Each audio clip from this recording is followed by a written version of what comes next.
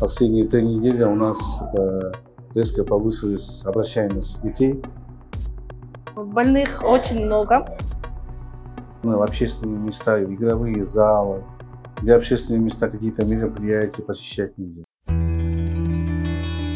В Кыргызстане начался сезон гриппа и ОРВИ. В детских больницах резко выросло число пациентов. Как врачи выходят из ситуации, выясняла редакция «Кактус Медиа».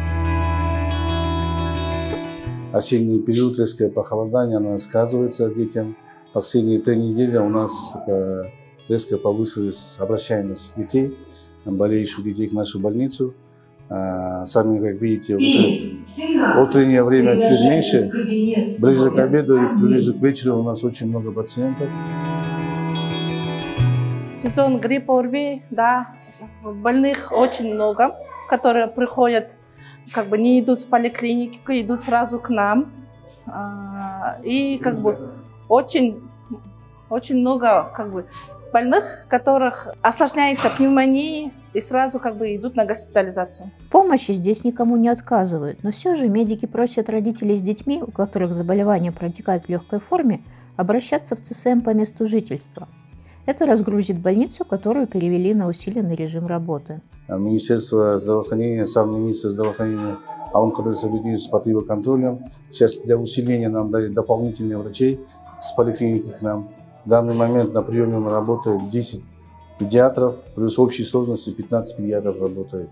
Только за дежурство, потому что кроме приемного отделения у нас и другие отделения, которые мы осматриваем, госпитализируем тяжелых с пневмонией, мы их должны лечить. Мы их должны круглосуточно наблюдать. Поэтому на дежурстве 15 педиатров работает сейчас в данный момент. У нас мы полностью подготовились к этому наплыву, потому что сейчас мы внутреннюю ротацию сделали, плановых больных мы отменили, так как много сейчас детей с бронхолегочными заболеваниями, с пневмонией очень много. Плановых больных перенаправляют в Национальный центр охраны материнства и детства. Чтобы снизить заболеваемость, врачи просят по возможности не распространять инфекцию среди здоровых детей.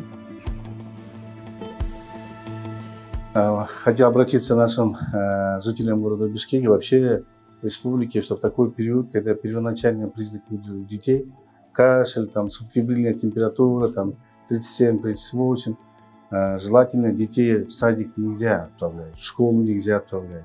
Больше свежего воздуха, больше витаминов принимать.